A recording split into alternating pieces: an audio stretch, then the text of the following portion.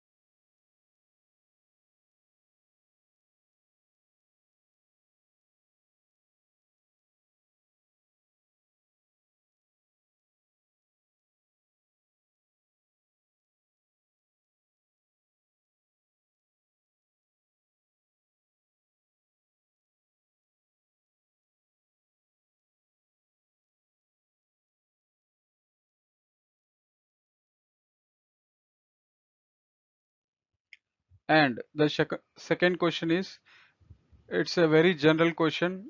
I think every interviewer will ask you this question. Explain the architecture of Snowflake. So Snowflake contains three layers.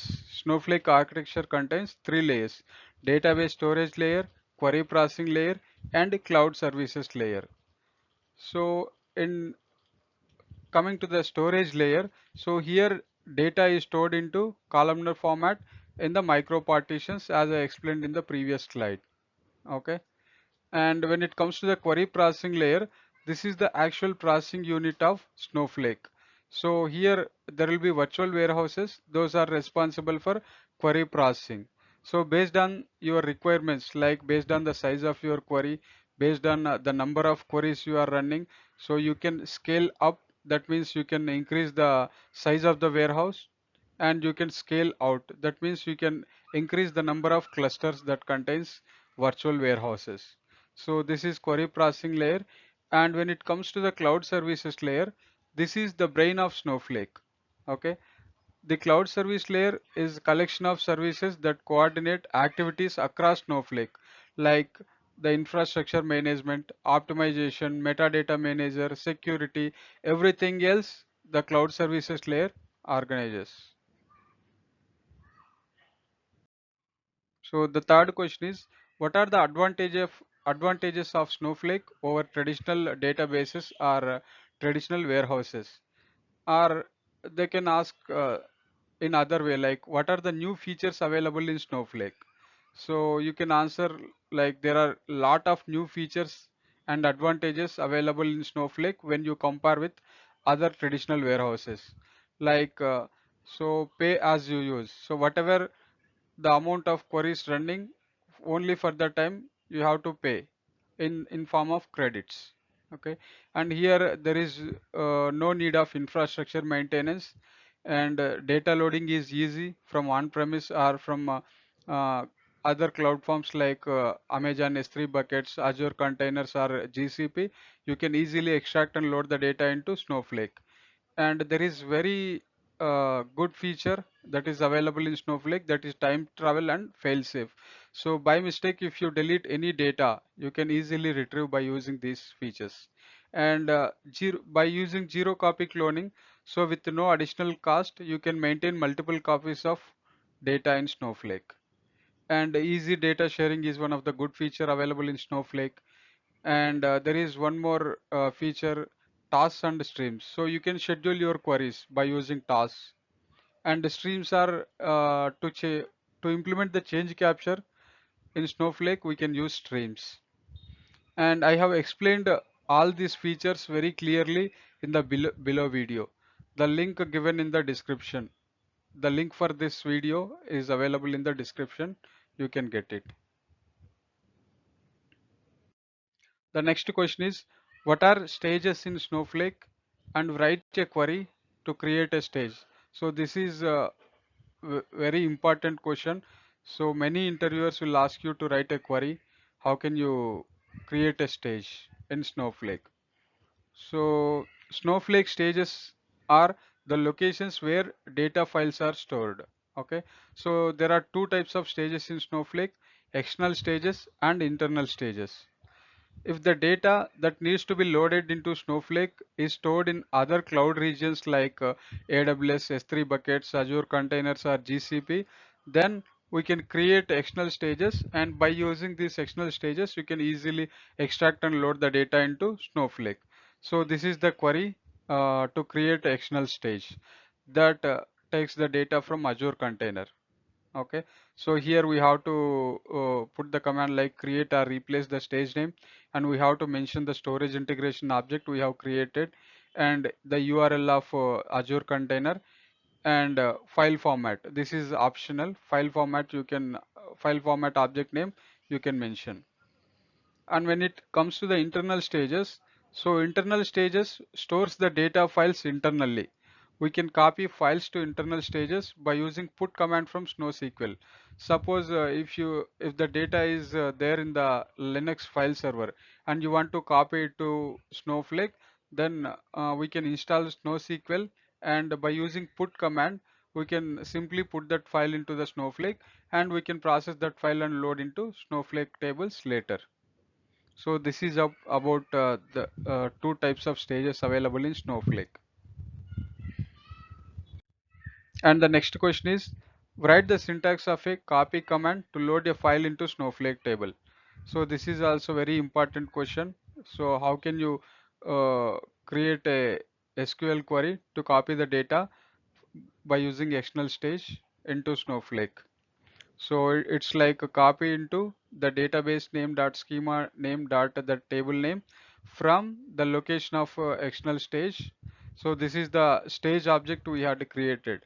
Okay, and we have to mention the options like file format. So the file format contains the file type, the field delimiter, and the skip header. And we have to mention files. So what are all the files you have to load from the uh, Azure container, or so whatever we mentioned in the stage, the external stage. Otherwise, if you have multiple files, so you can simply mention the pattern. Pattern equals to the file pattern we have to mention. So this is the copy command. The next question is, can you use where class in copy command? Okay. So answer is no. We cannot use where class in the copy command. But there are other options we can use with copy command. Okay. So we can do some transformations while loading the data into Snowflake by using copy. Like we can, so if there are 10 columns in the file that is located in the external stage, if we want to retrieve only 5 or 6 fields out of that, we can do that. We can use functions like substring, cast while loading the data by using copy command. And we can use case statement. So I have given one example.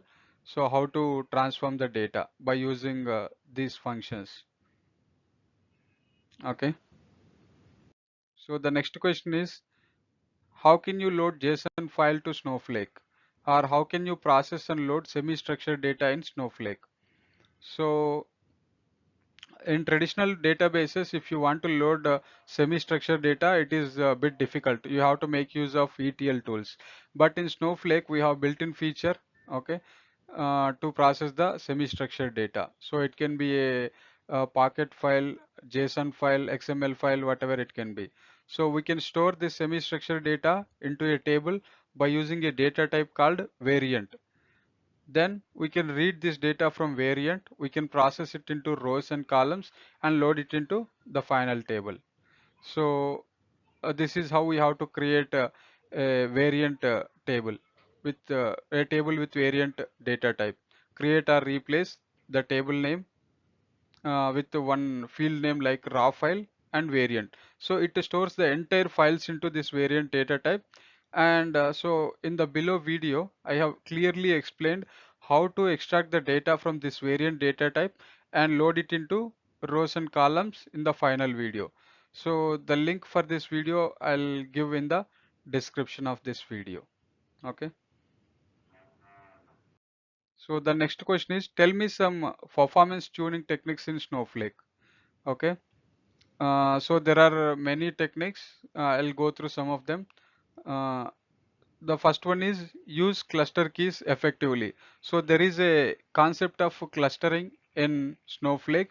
So we have to define the cluster keys effectively. Like no need to define the cluster keys on small tables.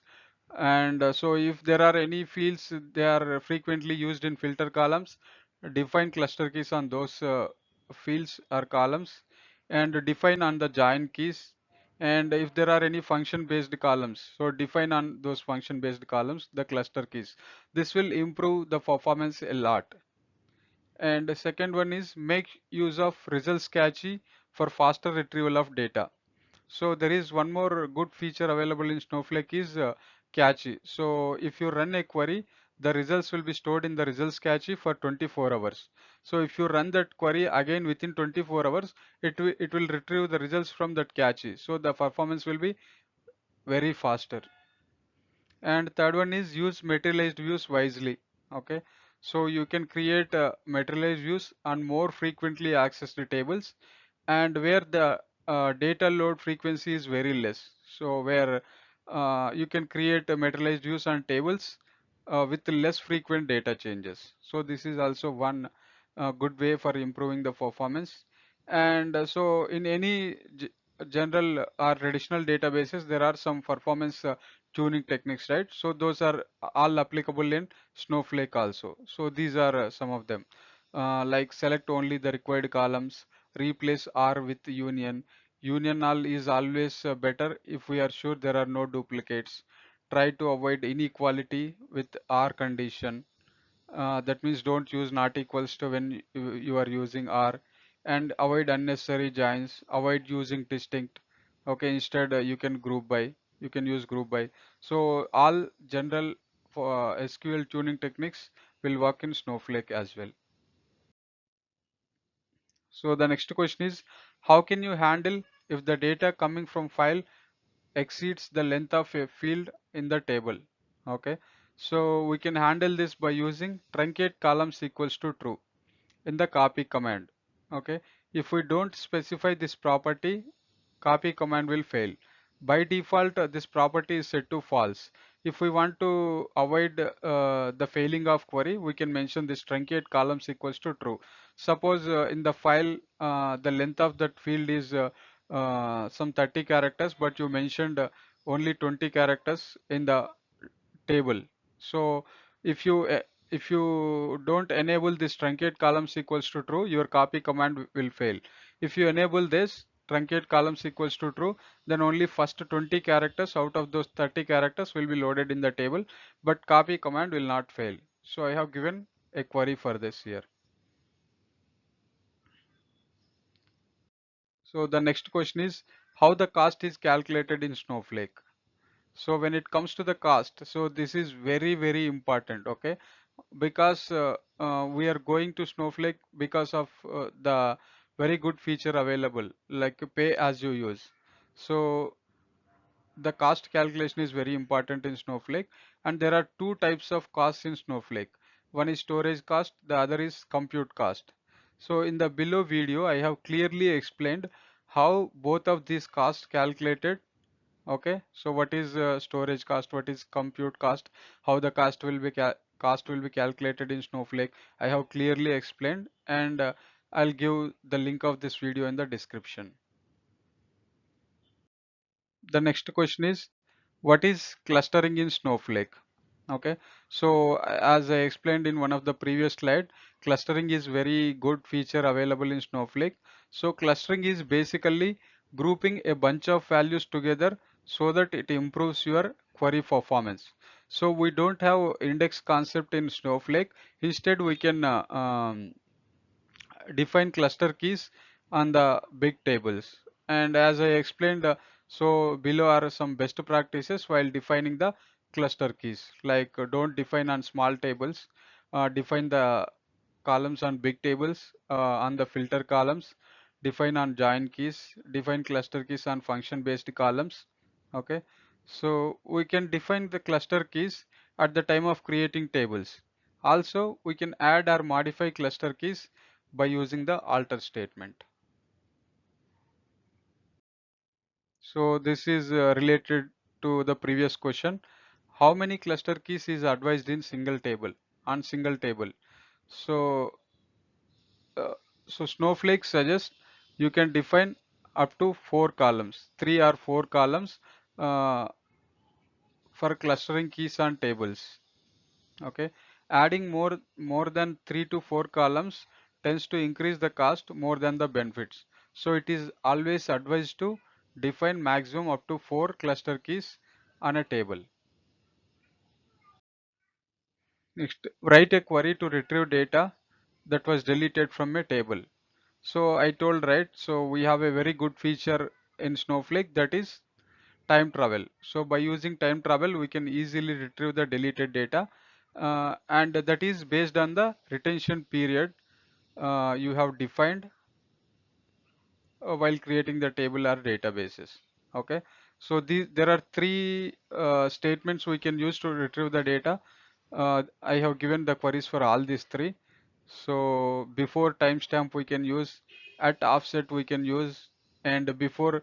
So if we have executed any statement and after that we have deleted some data by mistake, so if we have that query ID, we can simply mention that query ID and we can get the data that was deleted before running that query. Okay. So the next question is, what are all the objects we can restore after delete or drop? This is very important question. Okay. So we can restore the deleted data from any table based on the time travel retention period defined on the table. So based on the addition of Snowflake, retention period can be up to 90 days, 1 to 90 days. So we can drop the tables, we can undrop the tables, schemas, databases that were dropped by mistake or wantedly. So if you delete any table or database wantedly or by mistake, so if time travel retention period is enabled on the table, then you can easily undrop the table or you can retrieve the deleted data. Write a query to create a table with previous version of another table. Okay, or write a query for clone with time travel. So I told, right, there are good features available in Snowflake, time travel and cloning. So how can you club that? Suppose you have deleted some data from a table and I want to I want to create another table with that deleted data. So this is the query, like create or replace the table name, clone the table name at offset. Okay, so you can clone this data before some, here I have mentioned like minus 60 means 60 seconds into 1.5. So the data deleted before 1.5 minutes. Okay, some 90 seconds.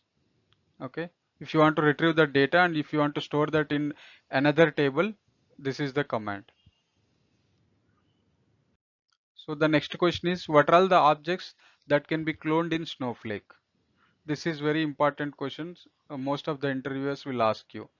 So below objects can be cloned in Snowflake, like data containment objects like databases, schemas, tables, and streams, and other objects like data configuration and transformation objects like stages, file formats, sequences, tasks. So you can clone all of these objects in Snowflake. So the next question is, what are secure views in Snowflake? Okay, so this is also an important question. So if we define the views with secure keyword, then unauthorized users cannot see the definition of the views using get DDL or show views or describe commands. Okay, so you have created one view, and if you share that view with another user, if you create a normal view, then that other user can see the definition of that view. But if you don't want them to see the definition, you have to put secure keyword here. So create or replace secure view, then the view name, and the select statement. So if you create a view like this, then and if you share this view with other users, so they cannot see the DDL of this view. Okay, so these are secure views in Snowflake. Next question is, what are all the objects that can be shared in Snowflake? So all the following Snowflake database objects can be shared, like tables, external tables, secure views, secure materialized views, secure user defined functions. All these objects can be shared.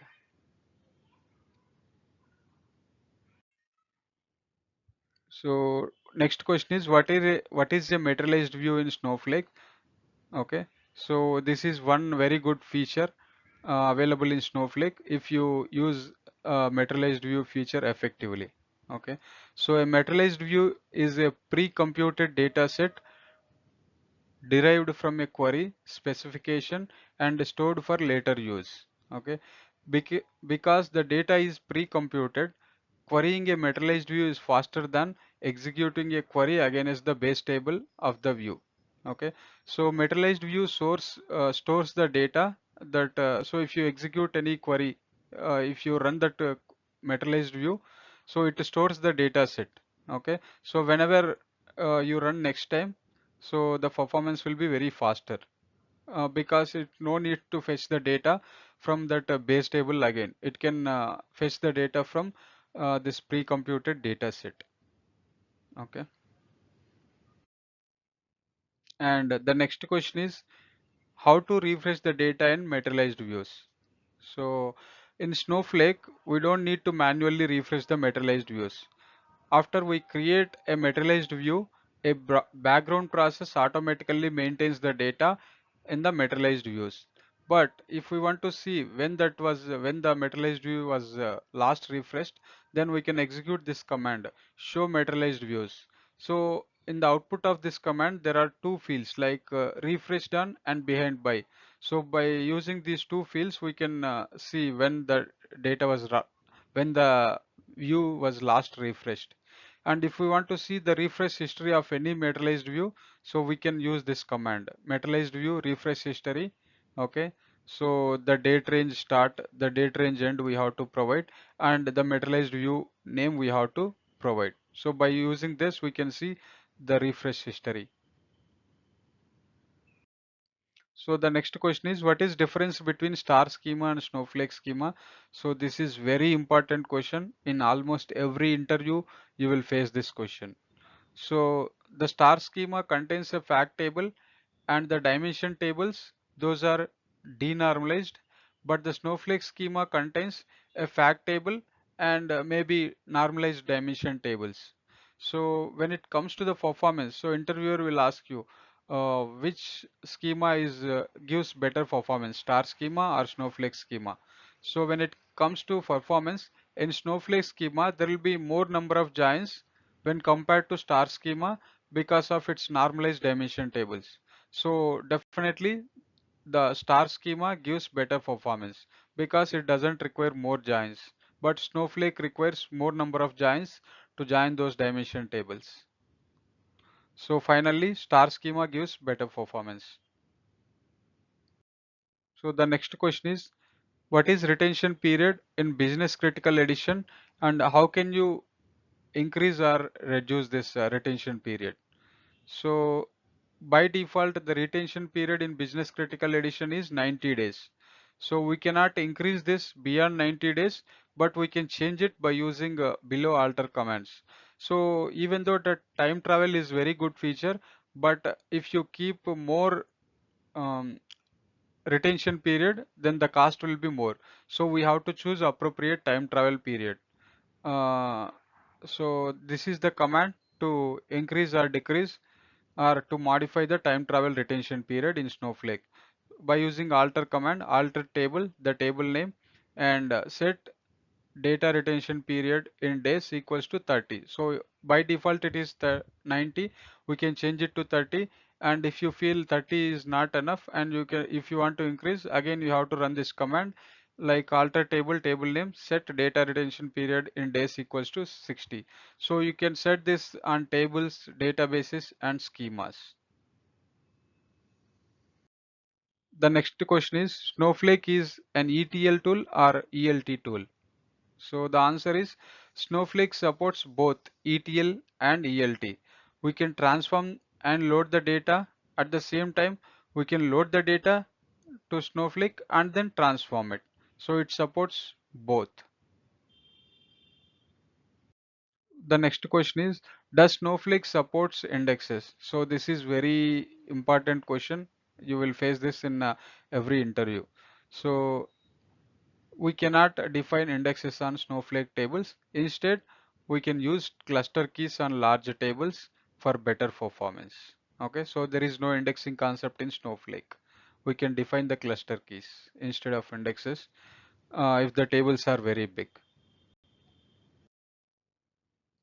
And the last question in this video, how to grant select on all future tables in a schema and database level. So in general, if we grant access to any database or schema, it will grant the access to only the tables that are already created in under that schema or database. But if we want to grant the access to all the tables that we are going to create in future, still we can do that in Snowflake by using these commands. So if you want to do at schema level, so by using these commands you can do.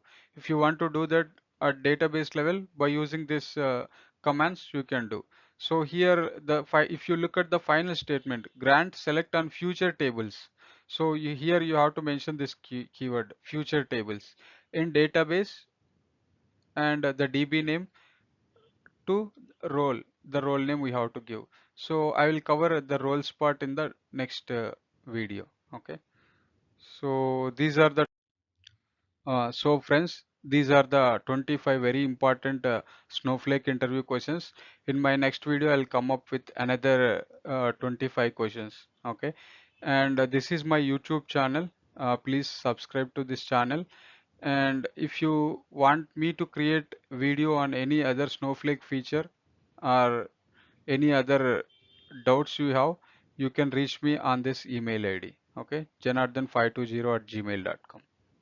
Thank you, friends. Bye.